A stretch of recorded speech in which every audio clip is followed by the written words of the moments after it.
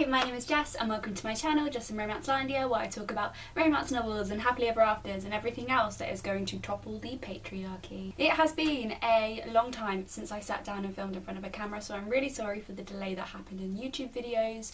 I'm trying out a slightly new format today where basically I'm going to try and shut up a bit more and not ramble on as much, which will hopefully mean that I don't have as much raw footage to be handling and so can get more videos out there. So I decided to start with a recommendations video because I love making these and it's a really good way for me to find recommendations as well when people leave their own favourites from different tropes in comments. Today I'm going to be talking about a very popular trope, which is friends to lovers. Friends to lovers actually isn't my favourite trope. I'm more of an enemies to lovers kind of girl. I really like the angst that comes with that.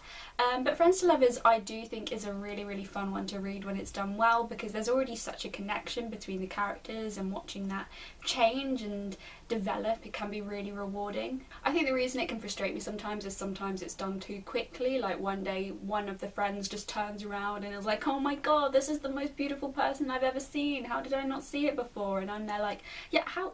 They've been your best friend for 5 years and you're only just noticing that they're attractive, like, how? I kind of prefer my friends to lovers where it's sort of either a long time pining, so we've got that little germ of interest from the beginning, or it's more of a gradual realisation. And so that's the sort of arc that the 5 books I'm recommending today have to them, because it's just my jam. It's just my thing when it comes to friends to lovers. So the first book I'm going to recommend to you guys is one that I believe I mentioned in the very early days of this channel, like back when my hair was longer and I was still thinking that the pandemic would be over by summer.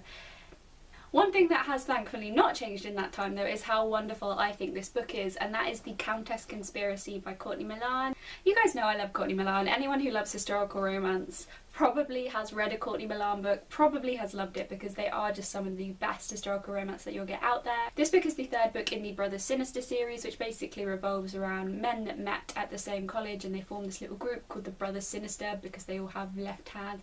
I won't lie to you, I love Courtney Milan. It is a bit of a tenuous link to hang a series on, but it's a very good series, so we will let it slide. Anyway, The Countess Conspiracy is probably one of my joint favourites of the entire series, and it follows Violet, who is a widowed countess, and her best friend Sebastian. The two have been very good friends since childhood, and Sebastian has always nursed a crush on Violet that went very unreciprocated over the years. However, their relationship gains complexity when they're both older, because Violet is a brilliant scientist, but knowing that her ideas will not be received by other scientists in London society because of her gender, she asks Sebastian to pass her ideas off as his own.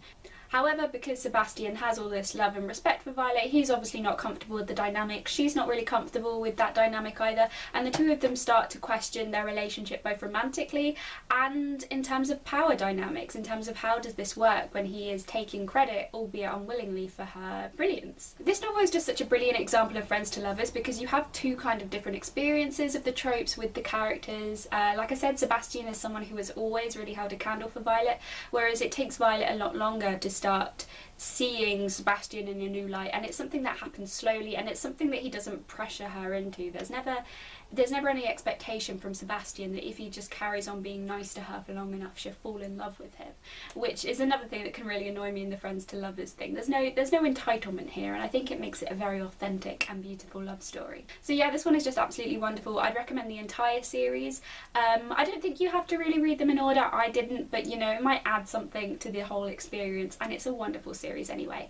But yeah, this is the kind of strong friends to lovers plot out of all of the books. The next book I have to recommend is When He Was Wicked by Julia Quinn. This is book 77 of the long magnum opus that is the Bridgerton series. I don't really know, you can kind of read the books in whatever order you wish to, but this one follows Francesca, who is one of the younger sisters, as she battles with her feelings for one of her closest friends and her widow's cousin Michael. This might actually be my favourite book in the Bridgerton series. It's a toss-up between this one and The Viscount Who Loved Me, which is Anthony's book, but this one I just found much more emotionally moving in a way than the other Bridgerton books. I love all of the Bridgerton books, first of all. I think that they're such a wonderful, warm series and a real staple of the historical romance. But the other books in the Bridgerton series are quite light and airy typically, and there's nothing wrong with that. I love me some light and airy. That is, you know, it's reassuring, it's what we need many days.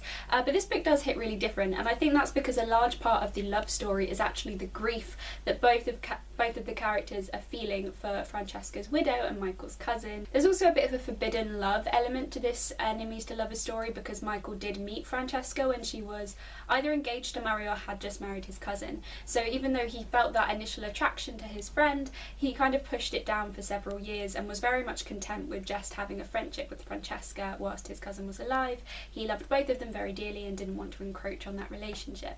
But of course that means when Michael comes back into Francesca's life and they're both still processing their grief, but a couple of years have passed since the death of Francesca's husband, it just does become a bit more of a fraught and difficult relationship, because both of them are questioning, is this thing that we've always known is there, is it worth it? Is it worth risking our friendship over? It's also probably the sexiest Bridgerton book that I've read of Julia Quinn's. Now don't get me wrong, all of her books have wonderful chemistry in them, but they're not really smutty, whereas in this one, breeches are coming off, corsets are being ripped, you know, like it is a different energy here.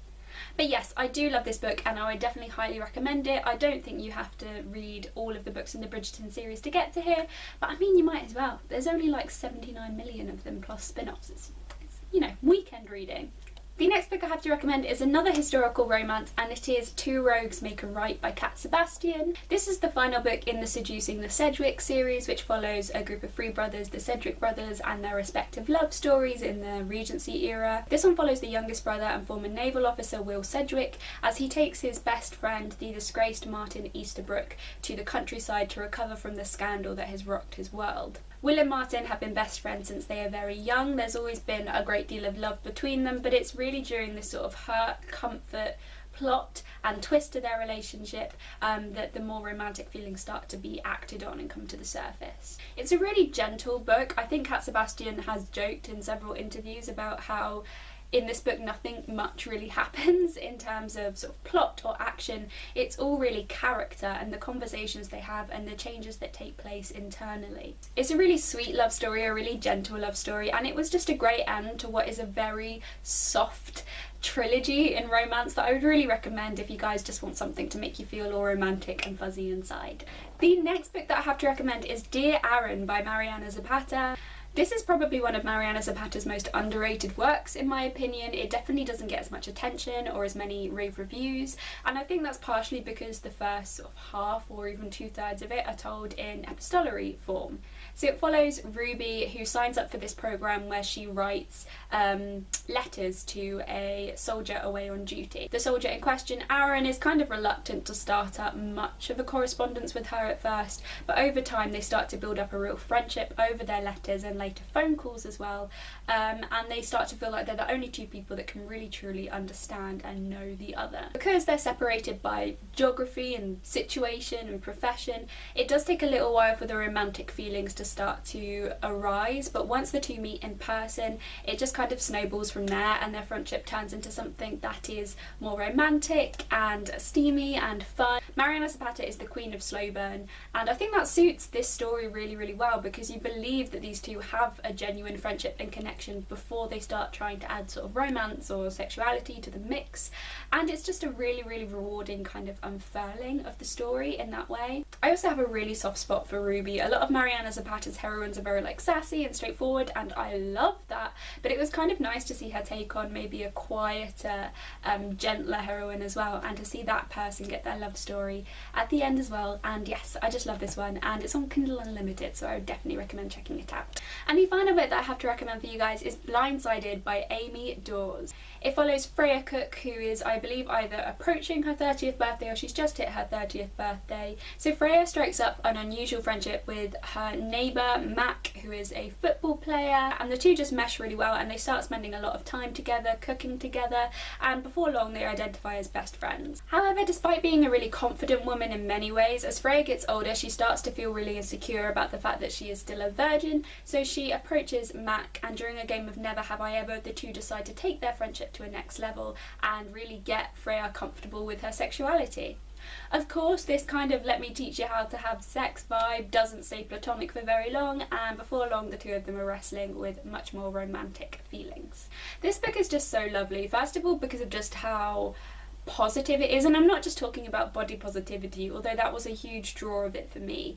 Both of these characters are people who over the course of the story really learn to embrace themselves and love themselves as well as each other, which, you know, we're all about that. We're all about love in the romance genre, and self-love is a facet of that that should be explored all the time. But yeah, this book is just like cake in book form, you know. It's something that you just can't hate, that you just want to keep devouring, and I absolutely loved it and would highly recommend this one. Okay, so there you have it. Those are 5 Friends to Lovers books that I absolutely adore. There are plenty more, so if you guys want any more recommendations, just let me know, and please do feel free to leave your recommendations for me below. I went on a lot about not really enjoying Friends to Lovers, but clearly I loved all these books, so I am very willing to have my eyes opened to the world of platonic turning into romantic. But yes, thank you guys so much for watching, and until next time, goodbye!